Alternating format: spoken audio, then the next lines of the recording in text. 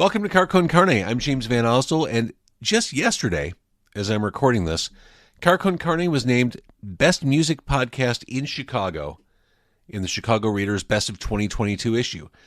Huge acknowledgement, huge recognition, and for that I say thank you. This was the result of people voting over the course of a month, maybe a month plus.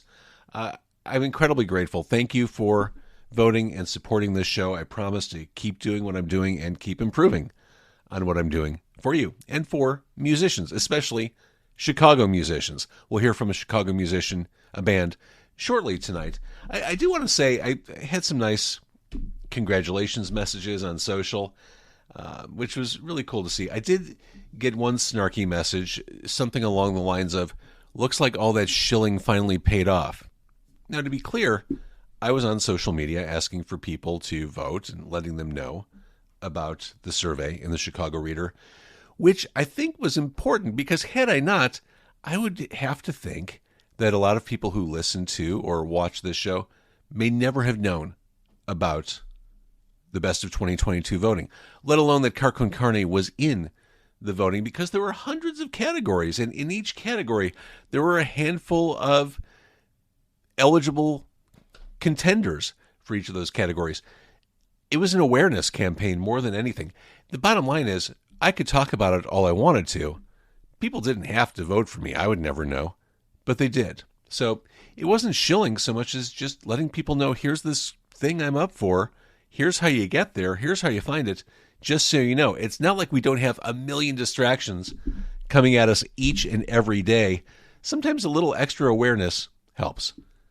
That aside, I don't think it was shilling. I think it was promotion, and I am grateful for all who support this show. Car Con Carne is sponsored by Suburban Roofing and Siding, a family-owned company that provides interior and exterior home remodeling services, offering services throughout the Chicago area, city, suburbs. Their staff has more than 40 years of collective experience. Roofing, siding, windows, gutters. They do it all. Call their friendly team and get started today. Call 224-677-6149, 224-677-6149, or visit suburbanroofingandsiding.com. Car Con Carne also sponsored by a book. It is sponsored by 90 Days in the 90s. What an appropriate sponsor for today's episode with triple fast action. 90 Days in the 90s. It's a time travel trip backward to the 90s in Chicago. Darby owns a record store in Chicago. She jumps on the gray line, which is the time travel line of the CTA, and she goes back to Chicago in the 90s. What a time that was. We're going to cover that tonight on the show. But to get this book, to be part of this nostalgic trip back to a really amazing time in Chicago history, go to 90daysinthe90s.com or find the book on Amazon. It's Car Con Carne.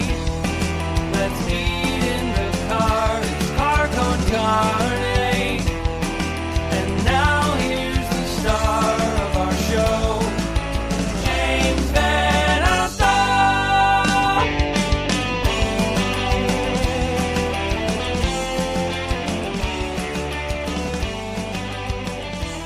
I haven't done this for a very long time. I haven't gone virtual and live really since peak pandemic time. So I'm glad that kind of worked. If you're watching this live on Facebook or YouTube, thank you. Thank you for joining. This is exciting. I'm James Van Osdell. This is Car Con Carne, the recently named Best Music Podcast in Chicago, according to the readers of the Chicago Reader. Thank you for that. Without further ado, I want to bring on my guest. He is a longtime friend. He is a super talented musician. He is Brian St. Clair, who today is representing Triple Fast Action. You may also remember him from his days in Local H.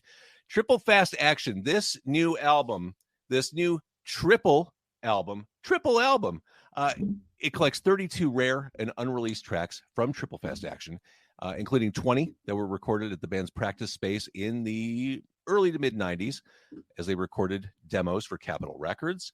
It also includes a cover recorded in the studio with me when I hosted the local music showcase on Q101. Brian St. Clair, it is so good to see you. I want to talk about this. This is kind of like a warts and all collection of Triple Fast Action. Yeah, it was a big project. It feels like a big project. I mean, just sifting through the archives had to be an effort in and of itself. to It find stuff was. that was usable. Yeah. It all started with Dave Fry, our old manager. He found a couple boxes of DAT tapes and such. And And here's the I, thing: people probably don't even know what a DAT tape is at this point. For real, they're like right. little Okay. micro cassettes, Yeah. and Digital tape. yes, And they yeah, held like up to 2 hours of content. I think so. Something like that. So Dave found all this stuff. There were cassettes, there were DAT tapes, and Ronnie, our guitar player, found a box of reel-to-reel tapes in his basement. So between all that, Justin Wexler from Forge Again Records, he had put out the reissue of Cattlemen Don't, and we started talking, and he said, "Why not just do a big collection of stuff before Broadcaster and before Cattlemen Don't?" So that's how we got here.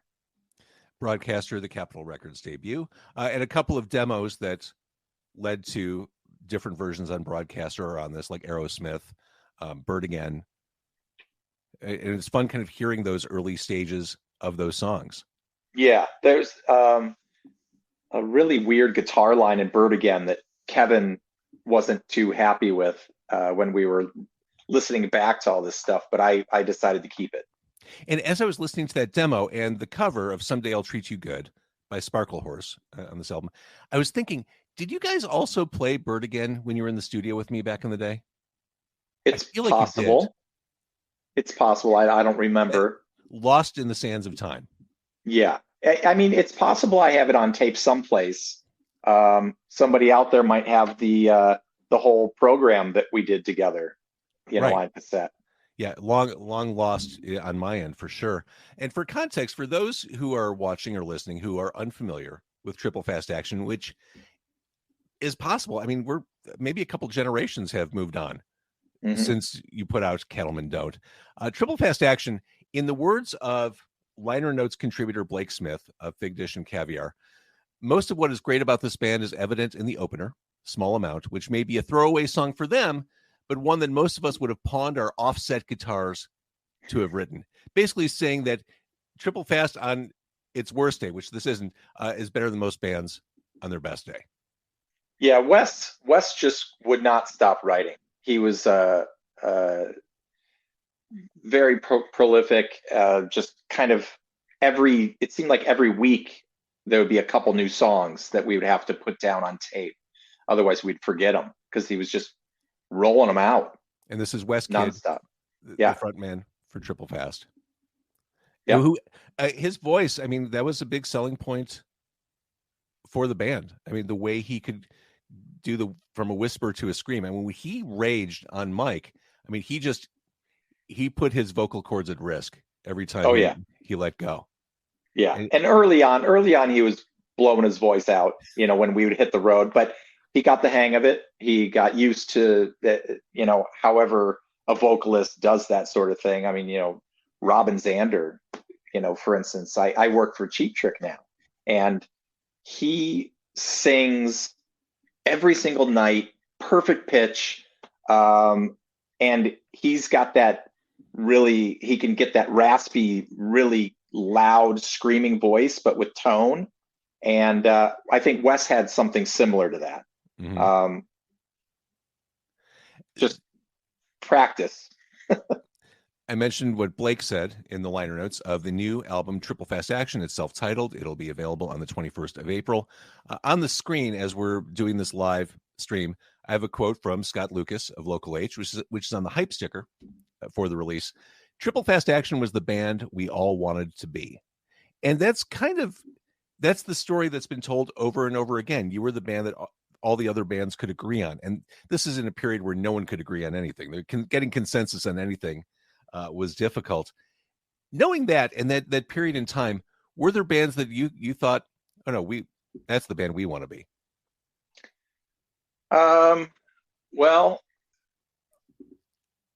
yeah. I mean, everybody wanted to be Nirvana. Everybody wanted to be the Pumpkins. Everybody wanted that success. As far as success went, we never really tasted what some of our peers did, like Veruca Salt and Local H.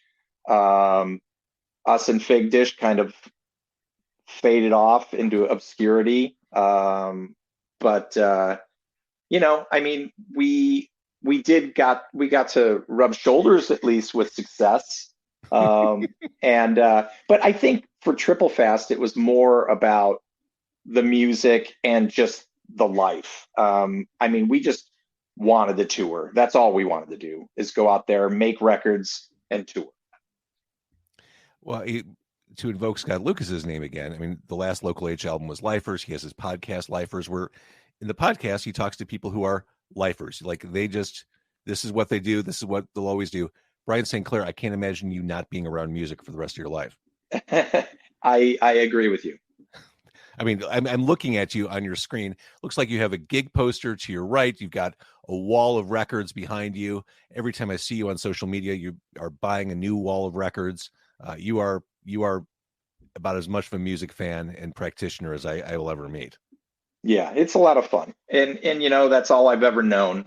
Straight out of high school, I jumped in a van instead of going to graduation. I hopped in a van and with Rights of the Accused, and we went out to New York City on tour. Let's talk about going to New York City on tour, because you just released a video to go along with this Triple Fast Action self-titled release, the song Mooner. I guess I'm surprised, and I see there's video footage of the band in New York City. I guess I'm surprised that you have that much footage. I mean, these days everyone has video cameras in their pockets, but 1993-ish, 1994, I mean, you had to be really purposeful to bring a camera with you, and you can have a lot of stuff. And I honestly, I don't know if that was Dave Fry's camera or if Wes had it. Maybe Wes got it from his parents. I can't remember. But we started out the tour, or started out with the camera in Chicago, and we filmed on and off all the way through the end of recording Broadcaster. So we have hours and hours of videotape of that whole session. When you look through the footage, and even when you listen through all the outtakes and rarities and covers for this, does that feel like a different Brian St. Clair than who you are today? Does it seem like a lifetime and a half ago? Yeah, it does. I've been through a lot since then, and I've learned a lot since then. We made a lot of mistakes, but in the end, we got two really great records out of it. Now a third. Now a third, and really a third record that is 3 records. Yeah. I mean, is there more stuff after this? Do you have more in the archives? There is. Oh my God. Yeah. Well, I mentioned the Blake Smith quote from the liner notes, the song Small Amount. That really does. I mean, it's more of an acoustic type song, harkens back to me to a song like Aerosmith. That's kind of a greatest hits of the Chicago scene of the 90s. Wes name drops everybody in there. He name drops Blake and Nina Gordon of Veruca Salt and Christian Brown. Lane. Yeah. Christian Lane from Loud Lucy. Louise as well. From Veruca. Who else does he name drop in there? There's a lot. For those who didn't live through that period, and I think, Brian, you and I were both lucky to be in and around everything that was happening in Chicago in that time. For those who weren't living in Chicago or weren't part of that scene, looking back to them, it probably seemed like it was Camelot, like this really magical time in music and Chicago. As you look back, do you feel that way? It really was. It was special. Unlike I think a lot of scenes in Chicago, I don't know how it is now. I'm so far removed from that, but every band was friends with each other. Everybody supported each other. As Blake mentioned in some of the liner notes, when he first came out to see us, all the other band people were in the room with him watching our first show that he was watching. It was a special time. We made everybody was really, really good friends. We would jump on stage with each other. We would buy each other's merch. It was great. Tour together, lots of tours together as well. What was touring like once you hit the capital level and you started going on those big national tours?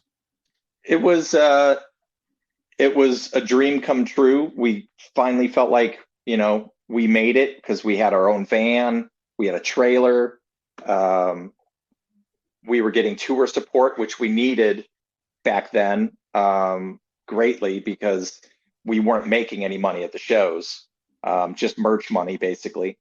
But it all came to a very abrupt end when Capitol told us to stay home after Revved Up didn't hit at radio the way they thought it was going to hit. They were getting ready to set up a second single, and they told us to go home, and that didn't really sit well with us. That's just crazy too. You get one shot, one song, and I'm guessing you didn't even have a say in what the single was. I think we all thought Revved Up was the obvious song. The label wanted to follow up with Bird again, and then I think it was possible that they were talking about American City World at some point as well, but that could just be me making stuff up in my head. But no, it was one of those situations. They told us to go home and they needed to set up the next single, and we were supposed to go back to our day jobs for 6 months. Oh God. And to tell a band like us, who all we wanted to do was tour and play shows, to sit at home for 6 months, I mean, that was just a death sentence, Since we're talking about re-releasing music, we're talking about these B-sides and rarities and demos. Cattlemen Don't was pressed on the vinyl, put out into the world again. What was that, like 2 years ago at this point? Time's a blur at this. Since we're talking about Broadcaster, any chance you'll ever get your hands back on that, or are they just? We hope so. We're trying. We would like to do a proper reissue of that on vinyl and on CD. There's a lot of bonus material there as well. And Justin Wexler from Forge Again is working hard to make that happen. That's awesome. I actually have it on vinyl. I think you did a 10-inch version of that. Yeah, triple 10-inch. Yeah. And that was a promo only. Oh, was it really? Yeah. Speaking of Capitol Records and Forge Again, it's not lost on me the approximation or the Capitol-like label on the record. Very very nice move from Forge Again. That was pretty cool. Well, fingers crossed on that. I mean, I know that's not easy to get that iron grip open to get at what you need. Yeah, it's hard. All of our tapes, from what I gather, were also burnt up in that big fire that oh shit, of course. Yeah. So we would have to go back to original DAT tapes again, sift through those, because I have a whole bunch of those, pull the raw versions of those and then remaster it. You know what I'm piecing together as we're talking, as I'm looking at your records behind you and listening to you talk about the band. You're the band archivist. This is kind of your personality, isn't it? You're a collector and an archivist. Yeah, historian. It all started with Star Wars. How so? When I was a kid, I wanted all the Star Wars figures, and I would get two of them. So I'd open one just to display and play with, and the other one I would leave sealed. And because I liked the packaging. The packaging was really cool. And even the ones I opened, I would save the packaging because it just looked cool. You're talking to a guy who was raised on comic books, and I would buy 2 copies of the really good ones, one to bag and one for the library, one to read. Yeah. Similar that's the way to do it. And I got that collector mentality from my grandmother. She was like an antique store freak. And I remember as a kid going to antique shows with her, like in parking lots and like flea markets, and buying like old Marvel comics and old records and 45s. I that's something that I've carried with me since I was a small child. So I totally get the mindset. Yeah. I've always been a collector. and you're the archivist. You're the triple fast action historian. And I guess the question along the lines of this triple fast action album, what's the goal? Is it just kind of to get it out there? Is it to kind of shake people by the shoulders and say, where the fuck were you? Now will you pay attention? Like, what's the vibe? No.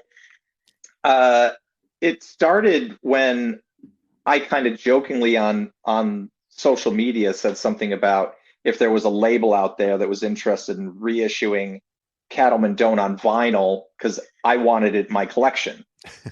and Justin jumped on it. And Justin Wexler jumped on it and made it a reality. And so this one, it was kind of like a segue between what we wanted to do and reissue the proper albums that we released. And because we were having trouble getting a hold of Broadcaster and the rights to reissue that, this is kind of the segue between them. That makes sense. Yeah. It is kind of gutsy to put out a rarities and demo collection that is as voluminous as this one. Yes, it was a lot of work. It took a while. And just the finer points of this, like gathering all the old flyers and posters and photos, like just figuring out where to get that stuff, which ones are appropriate, and then how to frame them for the gatefold, for the cover. Like that seems like a big project in and of itself, like a totally separate work stream. Yeah. And Eric, the guy that did the artwork for us, he tried again putting it together on, all digitally, and it just didn't have the right feel. And so we suggested that maybe he try to do an actual, post no bills on the side of a building, but everybody would post bills all over it. And then people would pull away the other flyer and post their flyer, and someone would come by, rip theirs off and plaster theirs. That's what we wanted to create. And he did a spectacular job. As you gathered content for this release, again, Triple Fast Action, the self-titled album, it's out on the 21st. As you gathered stuff, were there songs that you dug up that maybe you'd forgotten, or maybe just surprised you, like, oh my God, I can't believe we did that. That's awesome. Yeah, Stepping in particular. I'm not sure what side it's on, but the song Stepping, none of us remember recording that song. None of us remember even working on that song. It exists. And so we know it was us, but we just have no recollection of that song at all. There's a couple others on there too, but that one in particular, we were all just kind of shocked that it even existed. Side 5, by the way. Okay. Kath, who's listening, says, hi, Brian St. Clair. We can't refer to you as Brian. You are Brian St. Clair. Okay. Yeah.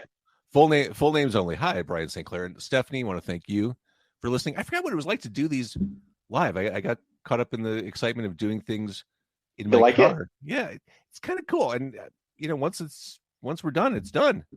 There you go. Nothing to edit. It's live to tape, so to speak. So the first 20 songs on this album, as I mentioned, were recorded in your practice space. Yep. 3123 North Broadway, right near the Bagel in Lakeview. That's right. What do you? Every band has horror stories or just interesting memories of the practice space. What was that like in the early 90s? Well, a backstory on that. Our practice space was originally Smashing Pumpkins' practice space. When they made it, they moved out and got a much nicer space. Catherine took it over, the band, and we moved in there with Catherine. And then when Catherine moved out, it was our space. So up until Triple Fast breaking up, there was still like a pink feather boa hanging from the ceiling that Darcy had wore in photo shoots. There were like Smashing Pumpkins drum cases in the corner. It was just a museum of just stuff just laying around all over the place. So we ended up getting a little bit of money to do demos in there, and we bought a small board, mixing board. Ronnie had a reel-to-reel tape machine, and we would just go to town. We would, anytime Wes would come up with a song, we would start recording it. So you could imagine we can only, at the time we were playing shorter sets. We were an opening act. So we do like maybe a half an hour, 45 minutes at the most. But we had 2 hours of material because Wes wouldn't stop writing. So we would have to do these notebook recordings, which basically what this was, those first 3 sides of this record almost, is all of that. And to bring new life to it, we had the reel-to-reel tapes, and John and Yellow, who we worked on with Broadcaster and with Cattlemen Don't, he took it and he baked the tapes, and so that they were usable. He transferred everything over at Steve Albini's studio, and then he brought them home to Raleigh and mixed them down. How did it feel to, after unearthing all this stuff and revisiting it, how did it feel to hear it all like mastered and given proper treatment? That must have been kind of thrilling. It was. Honestly, I was, I remember it sounding way better. When I think about how, when we recorded, it sounded so great to us, it was like, oh man, this is amazing. And then, the air comes out a little bit, when you go back and hear this stuff, but it's practice-based demos, but 16-track demos. So all the sounds are there. It's separated really nice. And John Yellow did the best job he could bringing this thing back. I think these songs sound great. And it was just exciting for me to reconnect with the band in a different way. And as we're talking about this, and as this record's about to be widely available, Bandcamp, go to Forge Again Records, Bandcamp, order your copy. Does it kind of fire you up? Like, what if we did a one-off? What if we did some sort of reunion thing? I mean, surely that's an itch that you might be thinking about scratching. Kevin would love to do a reunion. Wes and I kind of on the fence, not so much. We're just, we have families, we're really busy. Everybody lives in a different state now. Mm-hmm. It's logistically, it doesn't work because to get back, you don't want to play a show that is worse than your last show. Okay. And we were at the top of our game when we called it quits. Just to get to that point would take months and months of rehearsal. I get that. And that makes perfect sense. Well, for now, we have this as a testament to the band that was Triple Fast Action. Sorry, I never get the camera angle right. Triple Fast Action. It is self-titled. It is 3 records, 2 CDs, a really exciting collection. I mean, I mentioned there are covers on there, Mr. Blue Sky, the ELO song, and then these 20 songs from the practice space, some of which may already be familiar in different form because of Broadcaster. I love this. All right, so people can get this on Bandcamp. I urge them to. Right now, we can see the video for Mooner, which is widely available, and we can see a very young Triple Fast Action. We can see you with the Statue of Liberty hat and Wes Kidd with long hair. Really, I think when I met Wes, it was already like short hair era Wes Kidd. Yeah, I believe so. so this is archival stuff, truly. All right, this is available now. I love that this exists. Thank you for the time you put in. Speaking as a fan, thank you for the time you put in to make this happen. Well, thanks for helping us promote it. Easy. And now, Triple Fast Action aside, this has been a year, a 12-month period of Brian St. Clair reissues and reestablishing stuff. Pretty cool to see this on vinyl. Oh, yeah, look at that. Oh, over there. Here Comes the Zoo. Wait, how did that feel to see this on record for the first time? That was cool. And Jack Douglas mixes too. There are so many things about this album I love. What Would You Have Me Do, I think, is about as epic a song as any Chicago band will ever put together. I mean, It's probably true. Epic length for sure, but also epic. Anyway, the bottom line is your music has been on my turntable off and on for a very long time. And I'm glad we got to reconnect. Likewise. All right, Triple Fast Action. The album is out on the 21st. It'll be streamable. You can buy it. You can have it and hold it on CD, on record. He is Brian St. Clair. He is a drummer. He is a rock star. He is a wonderful human being. Thank you, Brian. Thanks for having me. And